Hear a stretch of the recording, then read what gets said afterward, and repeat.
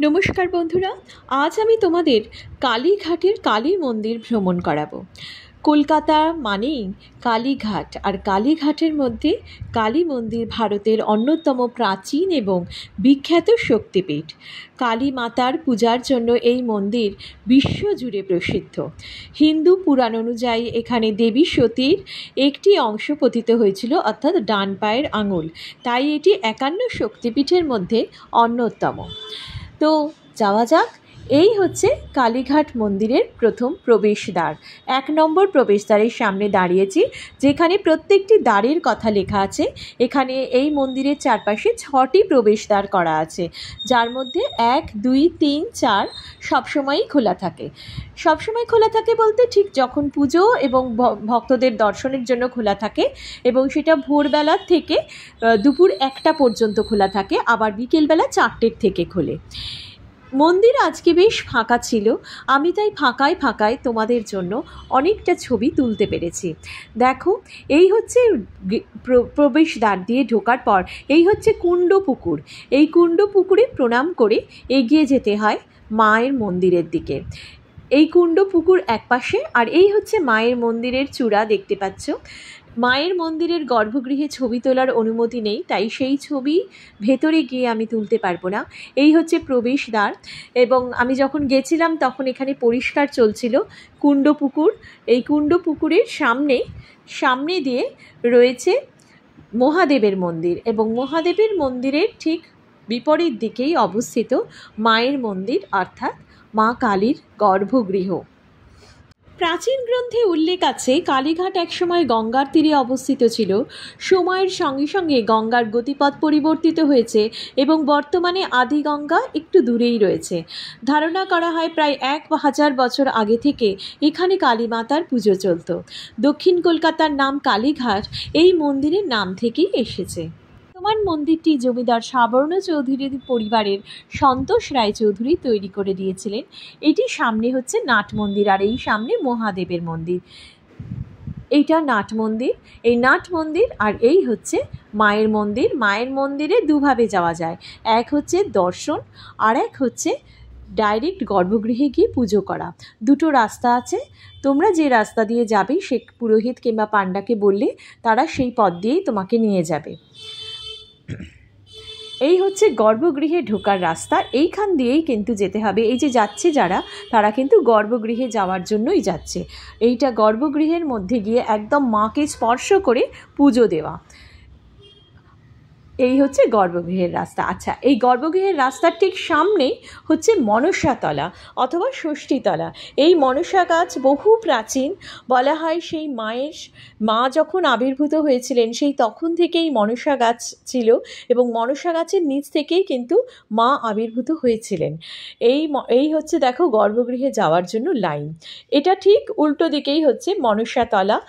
এবার এই মনসাতলাতে যাদের সন্তানের হয় না, যারা নিঃসন্তান, সন্তানকে নিয়ে সমস্যা, তারা এই মনসাতলায় পুজো দিতে পারে, এবং এইখানে মা অত্যন্ত জাগ্রত। আচ্ছা, এই হচ্ছে আরেকটা প্রবেশদ্বার, যেটা তোমরা যদি কালীঘাট মোড় দিয়ে আসো তাহলে এই প্রবেশদ্বারটা পড়বে। এই প্রবেশদ্বার দিয়ে ঢুকে দেখতে পাচ্ছ বাঁ দিকে কুণ্ডপুকুর পড়ছে। এখন বাঁ দিকে কুণ্ডপুকুর, প্রবেশদ্বার দিয়ে ঢোকার পর বাঁ দিকে কুণ্ডপুকুর, আর এই আমি সোজা চলে যাচ্ছি। সোজা গেলেই কিন্তু গর্ভগৃহে যাওয়ার জন্য লাইনটা পড়বে। এই যে গর্ভগৃহে যাওয়ার জন্য রাস্তা, এই হচ্ছে গর্ভগৃহে যাওয়ার রাস্তা, ঠিক আছে। এই হচ্ছে সিঁড়ি, এবং এইখান দিয়ে তোমায় লাইন দিয়ে ঢুকতে হবে গর্ভগৃহে যাওয়ার জন্য। এই পথ দিয়ে গিয়ে তুমি প্রদক্ষিণ করতে পারো পুরো মন্দিরকে। পুরো মন্দির যদি ফাঁকা থাকে তাহলে প্রদক্ষিণ করা সম্ভব। আজকে খুবই ফাঁকা ছিল, সাধারণত এই রকম ফাঁকা থাকে না মায়ের মন্দির। এই মায়ের মন্দির এইখান দিয়েও তোমরা এইভাবে পুরো গোলভাবে প্রদক্ষিণ করতে পারো। ওই দিক দিয়ে বেরিয়ে তারপরে এইরকমভাবেই প্রদক্ষিণটা সকলেই সারে। এই হচ্ছে নকুলেশ্বর মহাদেবের মন্দির, যা মায়ের মন্দিরের ঠিক পাশেই অবস্থিত। এই মহাদেব মন্দিরের ঠিক বিপরীতে এই হচ্ছে মহাদেবের মন্দির, এই মহাদেবের মন্দির, আর এই মহাদেব মন্দিরের ঠিক বিপরীতেই হচ্ছে বলি দেওয়ার জন্য বলি কাষ্ঠ, যেখানে প্রত্যেক দিন বলতে গেলে মায়ের জন্য যারা মানত করেন সেখানে বলি দেওয়া হয়। এই হচ্ছে বলি দেওয়ার কাষ্ঠ, যা বহু বহু বছর ধরে এখানে চলে আসছে বলি প্রথা। এবং কোনো কিছু মানত করলে এবং তা পূর্ণ হলে এখানে বলি প্রথা রয়েছে। এবং মাকে এখানে প্রত্যেক দিনই বলির জন্য মানে দেওয়া হয়, মাকে এখানে বলির প্রসাদ রয়েছে। আচ্ছা, এই হচ্ছে এখানে যজ্ঞস্থল। এইখানে যজ্ঞ হয়, যে কোনো রকম হোম যজ্ঞ যদি তোমরা করতে চাও এইখানে তোমরা করতে পারো। এইখানে তোমরা যজ্ঞের যে ভস্য তা তোমরা বাড়ির জন্য নিতে পারো। এখানে কিছু মানে সামান্য, আজকে যেমন শুনলাম 21 টাকার বিনিময় দিচ্ছে, তো সেই রকম তুমি ভস্য নিয়ে বাড়িতে সকলে অনেকেই রাখেন, বা বাড়িতে রাখার খুব শুভ বলা হয়, সেই ভস্য তুমি বাড়িতে রাখতে পারো। মাথায় তিলক কেটে কোনো শুভ কাজে যাওয়ার আগে যেতে পারো, তাতে তোমার সেই কাজটা কিন্তু অবশ্যই সম্পূর্ণ হবে। এই হচ্ছে মায়ের মন্দিরের ঠিক বিপরীতে এই রকম দুটি শিব মন্দির আছে। এই শিব মন্দিরের ঠিক সামনে আছেন রাধা কৃষ্ণর মন্দির। এই কালীঘাট মন্দির চত্বরে সবই রয়েছে, রাধাকৃষ্ণের মন্দির থেকে শুরু করে শিব মন্দির, সব কিছু মন্দির তোমরা একভাবেই পেয়ে যাবে। এই হচ্ছে সামনে রাধাকৃষ্ণের মন্দির, দেখতে পাচ্ছ রাধাকৃষ্ণের মন্দির। আমি দূর থেকে তুলেছি কারণ কাছে গিয়ে ছবি তোলার নিষেধ আছে।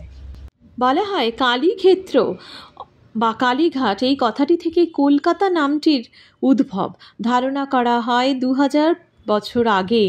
গ্রিক দার্শনিক টলেমির ভারত বর্ণনাতে যে কালীগ্রামের কথা রয়েছে সেটি আজকের কালীঘাট।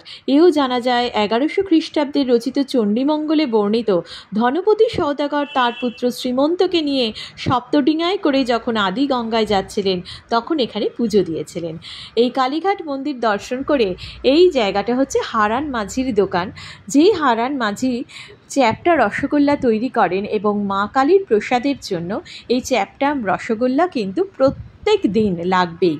তো সেই চ্যাপ্টা রসগোল্লা নিয়ে আমি বাড়ি ফিরলাম। তোমাদের কেমন লাগলো ভিডিওটা অবশ্যই জানিও।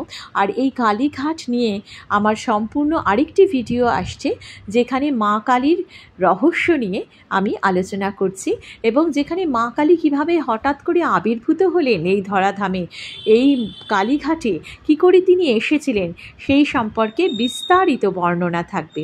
এই হচ্ছে সেই চ্যাপ্টা রসগোল্লা যা হারান মাঝির দোকান থেকে পাওয়া যায়। প্রত্যেক দিন এইখান থেকে ওইখানে সরবরাহ হয় এই চ্যাপ্টা রসগোল্লা। মায়ের ভোগে এই চ্যাপ্টা রসগোল্লা কিন্তু অবশ্যই দিতে লাগে, প্রত্যেক দিন এটা দিতে লাগে। কেমন লাগলো পাশে থেকেও ভিডিওটার? প্লিজ সাবস্ক্রাইব করো আরও এরকম কথা জানতে, আর অবশ্যই লাইক কমেন্ট শেয়ার করো, পাশে থেকো, সবাই ভালো থেকো।